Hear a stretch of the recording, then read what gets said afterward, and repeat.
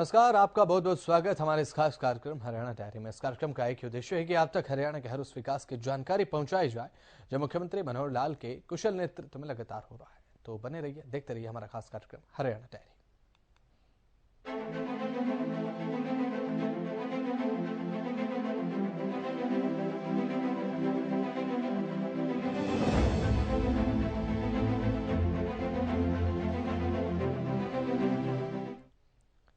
हरियाणा के मुख्यमंत्री पूरे प्रदेश की जनता को अपना परिवार समझते हैं। जितनी समस्याएं होती हैं उतने समाधान भी मुख्यमंत्री मनोहर लाल निकालते हैं और सभी की समस्याओं के समाधान को लेकर मुख्यमंत्री मनोहर लाल खुद प्रयास भी करते हैं। मुख्यमंत्री मनोहर लाल ने विशेष चर्चा के 50वें संस्करण को संबोधित किया और सरकार की जन कल्याणकारी योजनाओं के बारे में लाभार्थियों से बातचीत की, जिनका लाभ लाभार्थियों को मिल रहा है।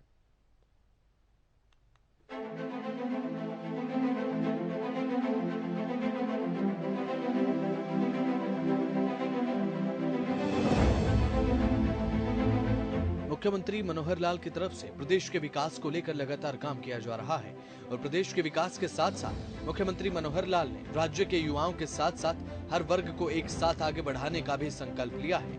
मुख्यमंत्री मनोहर लाल ने विशेष चर्चा के 50वें संस्करण को संबोधित करते हुए सरकार की तमाम जन कल्याणकारी योजनाओं के लाभार्थियों से विशेष चर्चा की। ये विशेष चर्चा का 50वां संस्करण रहा। मुख्यमंत्री मनोहर लाल ने इस दौरान कहा कि योजनाओं का लाभ धरातल तक पहुंचाने के लिए लगातार सरकार की तरफ से प्रयास किए जा रहे हैं। आज ये 50वां संस्करण है विशेष चर्चा का। इन 50 सप्ताह में मैं हर बार किसी न किसी एक वर्ग से बात करता रहा हूं और उस वर्ग के बेनिफिशरीज का हालचाल पूछना, उस योजना का लाभ किनको कैसे मिला, कितने लोगों को मिला, कोई कठिनाई अथवा सुझाव, ये सब मुझको मिलते रहे। हेतु बिल्कुल साफ था कि हम अपने सिस्टम को जो चल रहा है, भले ही अपनी ओर से हमने वो अच्छे से अच्छे सिस्टम बनाए, लेकिन फिर भी सिस्टम में सुधार के नाते से जनता के सरोकार और जनता की आकांक्षा, जनता के सुझाव ये लेना अनिवार्य होता है। इसलिए लगातार आप लोगों से उन योजनाओं को लागू करने में आने वाली कोई कठिनाई अथवा अधिकारी स्तर पर किसी प्रकार की ढील, ये सब जानकारियां मिलती रही और हमने कोशिश करके वो सब काम आपके बताए हुए सुझाव के आधार पर करने शुरू किए। मुझे बताते हुए बड़ी खुशी हो रही है कि उस अनुसार बहुत सी सफलता हमको मिली। कई नई योजनाएं हमने शुरू की और कई लोगों को सीधे सीधे लाभ भी मिले। इस योजना में हम सब लाभार्थियों को तो जोड़ते ही थे, साथ में संबंधित विभाग के अधिकारीगण और सभी हमारे डीसी महोदय, वो भी सब इसमें जुड़ते थे। कुछ समस्याएं ऐसी होती थी जो सीधे सीधे हम डिप्टी कमिश्नर के जिम्मे लगाते थे और बाद में उनको सॉल्व भी किया जाता था। मित्रों, ये विचार मुझे 2022 के 9 दिसंबर के कार्यक्रम, जब सोनीपत में जनसंवाद का कार्यक्रम हो रहा था, उस समय ये योजना ध्यान में आई कि आखिर हम उन लोगों से बातचीत करते हैं, लेकिन बहुत से लोग ऐसे हैं कि सार्वजनिक रूप से अपनी बात को कहने में संकोच करते रहे हैं। तो वो संकोच न करें, इसलिए क्यों नहीं उनसे टेलीफोन के माध्यम से और जुड़ा जाए, ताकि बिना संकोच के वो अपनी बात कह सके। क्योंकि अब इस समय इस बातचीत में अधिकारी भले सुन रहे होंगे, लेकिन वो सामने तो नहीं बैठे हैं, इसलिए उनके सामने कहने में जो संकोच होती थी, वो संकोच एक प्रकार से दूर हुआ। हमने इससे पहले भी एक कार्यक्रम चलाया था, हरियाणा की बात, और खास करके कोविड के दिनों में जब मिलना जुलना लोगों से थोड़ा वर्जित था, थोड़ा कठिनाई थी, तो उस समय टेलीफोन चैनल्स के माध्यम से, टेलीविजन चैनल के माध्यम से मैंने लगातार हर सप्ताह और हरियाणा की बात इस नाते से आप लोगों के साथ में आता रहा, मिलता जुलता रहा। लेकिन इस विधा को जब कोविड समाप्त हुआ, फिर उसके बाद जनसंवाद के भी कार्यक्रम हुए, जनता में जाकर के सब चीजें करते रहे। फिर भी संख्या इससे और ज्यादा लोग हमारे साथ जुड़े, व्यक्तिगत रूप से जुड़े, तो ये जनसंवाद, ये जो हमारा जो बात है, सीधी बात, और ये जो विशेष चर्चा, इसका बहुत बड़ा उपयोग हुआ। आपकी जानकारी के लिए कि इस चर्चा में जो लगातार हमने अभी तक 49 समूह कार्यक्रम किए हैं, आज 50वां ये कार्यक्रम है, तो आज को यदि मैं मिला लेता हूं तो ये संख्या 6,30,000 से ऊपर बैठती है। तो 6,30,000 लोगों से टेलीफोन पर सीधी बातचीत करना, और उसमें लगभग 750 लोगों को, लाभार्थियों से मैं सीधी 1 to 1 बात भी कर चुका हूं। उनके कई प्रश्न और कई समस्याएं जो सामने आई हैं, सब लोगों ने कुल मिलाकर 650 समस्याएं रखी, जिसमें यानी सुझाव रखे और समस्याएं रखी। 330 तो उसमें से समस्याएं थी, और उन समस्याओं के निदान के लिए हमने सभी आगे विभागों को जो बताया गया है, तो 188 समस्याएं हैं जो इस समय तक सुलझ चुकी हैं। कुल 142 अभी भी समस्याएं वो एक प्रकार से पाइपलाइन में हैं, और मैं विश्वास दिलाता हूं कि ये सब समस्याएं सुलझाई जाएंगी। और इन सब योजनाओं को लागू करते समय हम लोगों ने जो सुझाव आए, नई नई योजनाएं भी बनाई। कुल 36 योजनाएं इस समय तक सुझाव के आधार पर हम क्रियान्वित कर चुके हैं।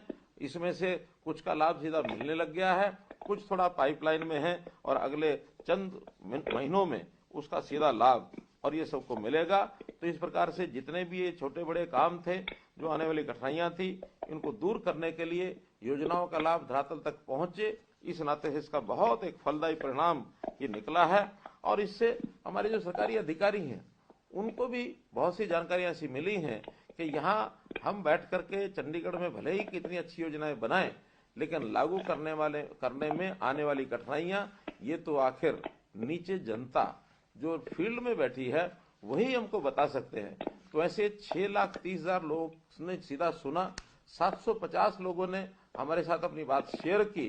तो इन बातों को लेकर के हमारी अधिकारियों को भी बहुत बड़ा लाभ हुआ इसका भी, और एक प्रकार से सारे सिस्टम को ठीक करने के अंदर जो मॉनिटरिंग करनी थी, उस मॉनिटरिंग को करके हम उसका फॉलोअप भी लेते हैं। उस फॉलोअप में जो है लाभ मिला है। अगर मैं उन 36 योजनाओं की बात करता हूं, जो योजनाएं आप लोगों के यानी सुझाव के माध्यम से हमने लागू की हैं, बहुत सी उसमें लागू जो हो गई हैं। मुझे ध्यान है कि मई महीने में एक बच्चे ने एक छात्रवृत्ति की बात की, और उसने कहा कि 9वीं से लेकर 10वीं तक मिलने वाली 7,000 रुपए की राशि, 11वीं से 12वीं तक मिलने वाली 7,750 रुपए राशि, और उच्च शिक्षा के लिए 8,500 रुपए की राशि, ये 3 श्रेणियों में मिलती है। लेकिन इसके अंदर श्रम कल्याण बोर्ड द्वारा जो राशि दी जाती है वो कुछ ज्यादा है, और तब ध्यान में आया कि उसका अंतर कहीं 3,000, कहीं 2,500, कहीं 2,000। तो हमने एक साथ उसी दिन और सब योजनाओं को मिला करके ये राशि बढ़ा करके सबके लिए और 2,500 रुपया कर दी। ऐसे ही पंजीकृत श्रमिक के जो शारीरिक और मानसिक रूप से अक्षम और दिव्यांग बच्चे, उनको जो राशि मिलती थी वो 2,500 रुपये मिलती थी, और उसको भी बढ़ाने की जब बात आई तो केवल इस सुझाव को सुन करके हमने उसको भी 3,000 रुपये मासिक कर दी। 2 जिले, 2 गांव, रेवाड़ी जिले का निमोट गांव, पलवल जिले का औरंगाबाद गांव, उसके आर्य समाज मंदिर, वहां से मांग आई कि पुस्तकालय शुरू किया जाए। हमने उसी समय निर्देश दिए कि यहाँ पुस्तकालयों की आवश्यकता है, तो यहाँ पुस्तकालय शुरू किए जाए। इस बातचीत के आधार पर ये जो परिणाम निकल रहे हैं, एक बंधु ने, हमारे जो किसान थे, उन्होंने कहा कि सोलर पंप की शिफ्टिंग, इसका भी प्रावधान नहीं है। हमने तुरंत, क्योंकि ये काम भारत सरकार का है, तो भारत सरकार को डीओ लिखा, और उस डीओ में national institute of solar energy, उनको ये काम दिया जा चुका है, और मुझे लगता है कि बहुत जल्दी इसकी परमिशन हमको ये मिल जाएगी। एक बार हमने सेल्फ हेल्प ग्रुप्स, इनसे बातचीत की, और उसके अंदर बहुत सी सुझाव जो दिए गए। एक तो इनको काम करने के लिए जो तालाब में मछली पालन का काम है, अथवा पंचायत की जमीन को ठेका लेने का विषय है, तो सेल्फ हेल्प ग्रुप को रियायत दी जाए। हमने तुरंत 10% की रियायत देने की ये घोषणा की, और वो लागू हो चुका है। ऐसे ही बस स्टैंड की जो दुकानें हैं, सेल्फ हेल्प ग्रुप को अपना सामान बेचने के लिए कुछ स्थान मिले, वहां पर 10-25% जो दुकानों का आरक्षण केवल सेल्फ हेल्प ग्रुप के लिए ये कर दिया गया। इसी प्रकार दुकानें जो नीलामी में दी जाती हैं, उसमें भी सेल्फ हेल्प ग्रुप को और 10% की रियायत ये की है। तो ऐसे एक ही दिन के अंदर 4-5 जो सुझाव आए, उनको हमने लागू किया। अनियमित कॉलोनियों के बारे में एक समस्या रखी गई कि वहां पर बहुत सी कॉलोनियां ऐसी होती हैं जहां रेजिडेंट वेलफेयर एसोसिएशन नहीं बनी होती, तो रेगुलराइजेशन के लिए अप्लाई करने की जो शर्त थी वो RWA के द्वारा की जाती थी, और उसी समय हमने इस प्रावधान को हटा दिया कि अब कोई भी 2 व्यक्ति 3 व्यक्ति उस कॉलोनी के मिलकर के और रेगुलराइजेशन के लिए अप्लाई करेंगे तो रेगुलराइजेशन की पॉलिसी को वहां भी लागू कर दिया जाएगा। ऐसे ही हरियाणा शहरी विकास प्राधिकरण जो जमीन खरीद करके और यानी एक प्रकार से जो सेक्टर बनाते हैं उसमें जो उनके मकान बनते हैं तो उसका प्रॉपर्टी आईडी, क्योंकि पहले जमीन होती है 1 एकड़ के हिसाब से लिखा जाता था, मकान बनने का प्रॉपर्टी आईडी बनना आसान नहीं था। हमने तय किया कि जब तक वो खाली जमीन है तब तक तो एकड़ के हिसाब से प्रॉपर्टी आईडी बने, लेकिन जैसे ही फ्लैट बनकर के तैयार हो जाए तो पहले उस फ्लैट की प्रॉपर्टी आईडी वो स्वयं बनाएंगे, उसके बाद उसको अलॉट करेंगे और ये काम लागू हो चुका है। कोई डेवलपर यदि मकान बनाकर बेचेगा तो पहले वो जितने मकान बने हैं उन मकानों की वो आईडी बनवाएगा और प्रॉपर्टी आईडी बनने के बाद ही उसको हम लागू करेंगे। एक विषय था कि प्रगतिशील किसानों से जो बातचीत हुई, उन्होंने कहा कि वियतनाम में ट्रेनिंग पर बहुत से किसान जाना चाहते हैं। तुरंत हमने विभाग को निर्देश दिए कि उनको कोई ना कोई सब्सिडी दी जाए और प्रगतिशील किसानों के लिए और प्रगति यानी किसान कल्याण विभाग इसकी योजना बना रहा है। बहुत जल्दी इसको भी इसकी घोषणा कर दी जाएगी। ऐसे ही फसलों में जब बाढ़ आने के बाद खेती में नुकसान हुआ उसका मुआवजे के साथ साथ जो दोबारा बिजाई करते हैं उनको भी कुछ राशि मिलनी चाहिए।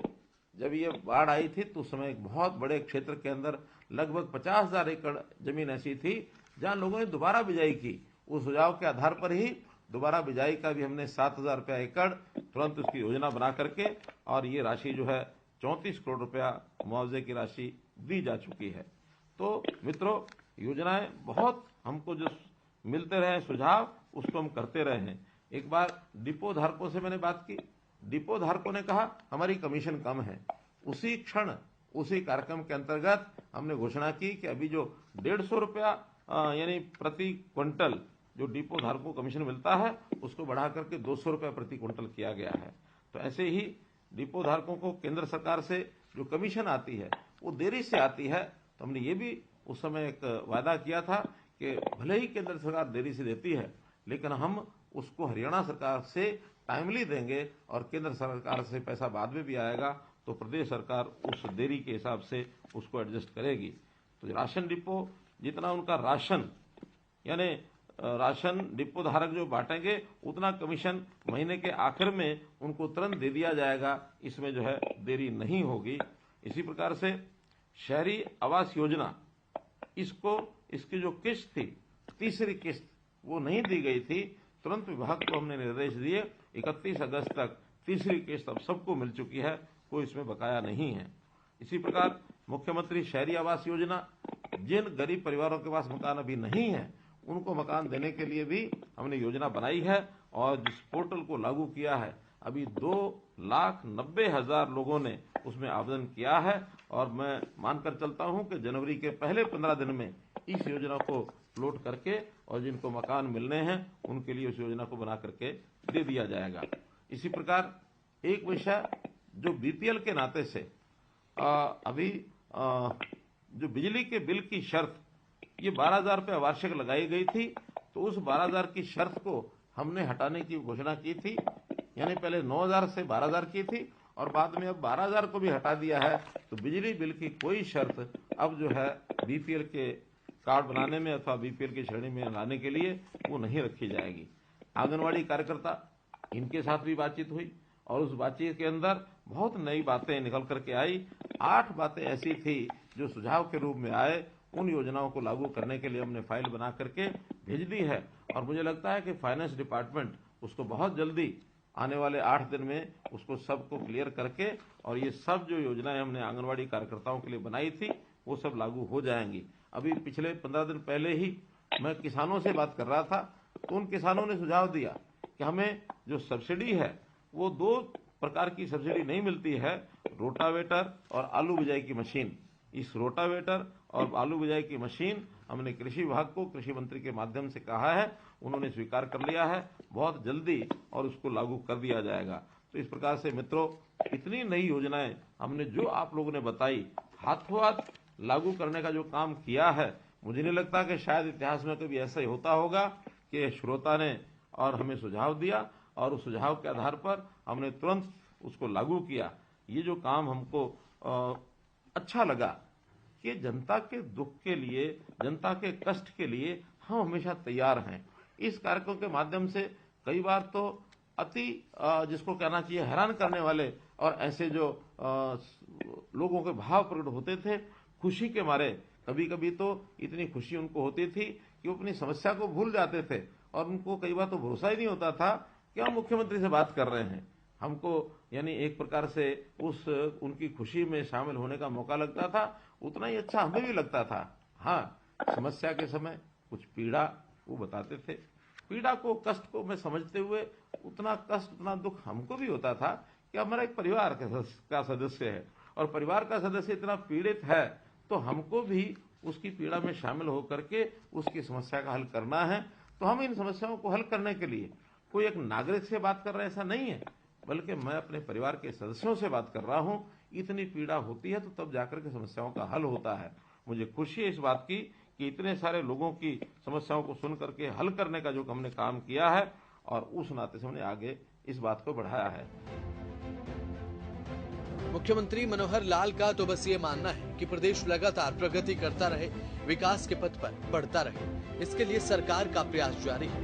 मुख्यमंत्री मनोहर लाल ने प्रदेश की जनता को खुशहाल बनाना ही अपना लक्ष्य रखा है। तो वही इस प्रकार से मुख्यमंत्री मनोहर लाल जिस तरह से अपने लक्ष्य की तरफ बढ़ते जा रहे हैं, तो वही प्रदेश की जनता का जीवन खुशहाल बनता जा रहा है।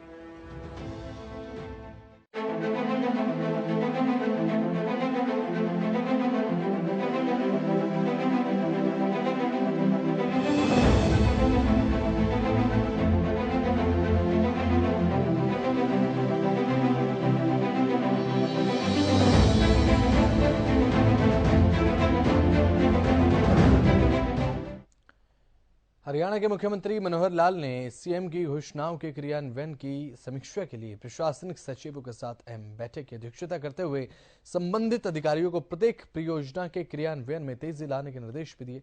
मुख्यमंत्री मनोहर लाल ने प्रशासनिक सचिवों को निर्देश देते हुए कहा कि वर्ष 2020 तक की लंबित घोषणाओं को इस वर्ष में ही पूरा करने का काम करें ताकि आम जनता को इन परियोजनाओं का लाभ तुरंत मिल सके।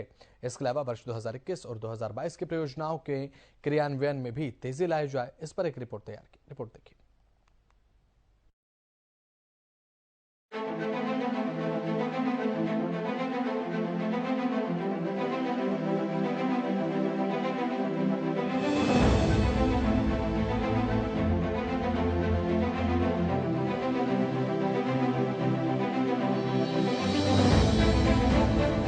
हरियाणा के मुख्यमंत्री मनोहर लाल ने चंडीगढ़ में सीएम घोषणाओं के क्रियान्वयन की समीक्षा हेतु प्रशासनिक सचिवों के साथ अहम बैठक की अध्यक्षता भी की और साथ ही बैठक के दौरान वर्ष 2018 में पर्वतिया कॉलोनी फरीदाबाद के जलघर में पार्क बनाने की घोषणा पर हुई देरी और साथ ही संबंधित एक्सीएन की तरफ से 3 से अधिक बार निविदा प्रक्रिया का हवाला देकर काम में लापरवाही बरतने के चलते मुख्यमंत्री ने संबंधित एक्सीएन पर कार्रवाई के आदेश दिए। बैठक में मुख्यमंत्री ने सीएम घोषणाओं के तहत लोक निर्माण, जिसमें भवन व सड़कें, विकास एवं पंचायत, सिंचाई और साथ ही शहरी स्थानीय निकाय विभागों और हरियाणा राज्य कृषि विपणन बोर्ड की परियोजनाओं की समीक्षा की। मुख्यमंत्री ने प्रशासनिक सचिवों को निर्देश देते हुए कहा कि वर्ष 2020 तक की लंबित घोषणाओं को इसी वर्ष में ही पूरा करने का काम करें ताकि आम जनता को इन परियोजनाओं का लाभ तुरंत रूप से मिले। इसके अलावा वर्ष 2021, वर्ष 2022 की परियोजनाओं के क्रियान्वयन में भी तेजी लाई जाए। उन्होंने यह भी निर्देश दिए हैं कि परियोजनाओं का आवश्यक अध्ययन करने के बाद ऐसी परियोजनाओं की एक अलग सूची तैयार की जाए जो अभी संभव नहीं है, ताकि लंबित घोषणाओं की वास्तविक संख्या का पता चल सके। इसके अलावा जो काम अलॉट किए गए हैं उन्हें भी जल्द से जल्द पूरा कराया जाए ताकि जनता को किसी प्रकार की कोई परेशानी न हो। बैठक के दौरान जिला गुरुग्राम के वजीराबाद में लगभग 10 एकड़ में बनाए जाने वाले स्पोर्ट्स कॉम्प्लेक्स के लिए निविदाएं आमंत्रित कर ली गई हैं। जल्द ही सभी प्रक्रियाएं पूरी करके कार्य का आवंटन भी कर दिया जाएगा। मुख्यमंत्री मनोहर लाल ने इस स्पोर्ट्स कॉम्प्लेक्स का नाम पूर्व मुख्यमंत्री स्वर्गीय राव बीरेंद्र सिंह के नाम पर रखने का आदेश भी दिया है। विकास एवं पंचायत विभाग की परियोजनाओं की समीक्षा करते हुए मुख्यमंत्री मनोहर लाल ने अधिकारियों को निर्देश दिए कि सरपंचों से बातचीत कर उनकी तरफ से करवाए जाने वाले विकास कार्यों की सूची मांगी जाए ताकि जल्द से जल्द कार्यों को पूरा किया जा सके। उन्होंने कहा कि राज्य सरकार पंचायतों को ग्रांट देने के लिए पूरे तरीके से तैयार है, लेकिन उन्हें विकास कार्यों की भी मांग भेजनी पड़ेगी। इसलिए सभी सरपंचों, ग्राम सचिव, खंड विकास एवं पंचायत अधिकारी व जिला विकास एवं पंचायत अधिकारियों के साथ संयुक्त बैठक कर विस्तार से इस बारे में जानकारी दी जाए। उन्होंने विभिन्न शहरों में बनाई जाने वाली मल्टी लेवल पार्किंग के संबंध में निर्देश देते हुए कहा कि पार्किंग के लिए एक मानकीकृत डिजाइन तैयार करवाया जाए, जिससे कंसल्टेंट नियुक्त करने, आर्किटेक्चर डिजाइन बनाने से लेकर अनुमति प्राप्त करने तक की प्रक्रिया से छूट मिलेगी और कार्य को जल्द पूरा किया जा सकेगा। और साथ ही इस प्रकार के कार्य नगर निगम को सौंपे जाएं ताकि वे अपने स्तर पर ही पार्किंग का निर्माण करवा सकें। मुख्यमंत्री मनोहर लाल ने कहा कि युवाओं को जॉब सीकर के बजाय जॉब गिवर बनाने की दिशा में बढ़ते हुए इंजीनियरिंग वर्क्स के लिए नए ठेकेदार तैयार करने के लिए भी कोर्स डिजाइन किए जाएं। हरियाणा कौशल विकास मिशन या श्री विश्वकर्मा कौशल विश्वविद्यालय के तहत इन कोर्सेज का परीक्षण दिया जाए ताकि युवा उद्यमी बन सके। इस संबंध में राज्य स्तर पर भी रूपरेखा तैयार की जाए। साथ ही युवाओं को वित्त प्रबंधन, रिस्क मैनेजमेंट इत्यादि का भी परीक्षण दिया जाना बेहद जरूरी है और दिया जाना चाहिए। उन्होंने कहा कि इंजीनियरिंग व बहुतकनीकी संस्थानों से पास आउट होने वाले विद्यार्थियों को कॉन्ट्रैक्ट में अप्रेंटिसशिप दी जाए। बैठक में जानकारी दी गई कि अभी तक मुख्यमंत्री मनोहर लाल की तरफ से कुल लगभग 10,000 से अधिक मुख्यमंत्री घोषणाएं की गई हैं, जिनमें से 7,000 से ज्यादा घोषणाएं पूरी हो चुकी हैं। लगभग 1,500 पर काम चल रहा है, जो कि जल्द ही पूरी कर ली जाएंगी। इसके अलावा लगभग 1,200 घोषणाएं लंबित हैं, जो कि प्रशासनिक मंजूरी, तकनीकी स्वीकृति इत्यादि विभिन्न स्तर पर हैं। मुख्यमंत्री मनोहर लाल की इस बैठक में इनमें से 864 घोषणाओं की समीक्षा हुई है। मुख्यमंत्री मनोहर लाल ने कहा कि जो घोषणाएं भूमि की उपलब्धता, रेलवे मंत्रालय, अंतर विभागीय विषयों के कारण पूरी नहीं हो पा रही हैं, उन पर प्रशासनिक सचिव कड़ा संज्ञान ले और निरंतर बैठकें कर प्रक्रिया को जल्द से जल्द पूरा करवाएं। उन्होंने यह भी निर्देश दिए हैं कि सड़क मार्गों की जिन परियोजनाओं के लिए भारतीय राष्ट्रीय राजमार्ग प्राधिकरण के साथ संयुक्त रूप से कार्य किया जाना है, ऐसी सभी परियोजनाओं की सूची बनाकर NHAI के साथ बैठक की जाए ताकि परियोजनाओं को जल्द पूरा किया जा सके।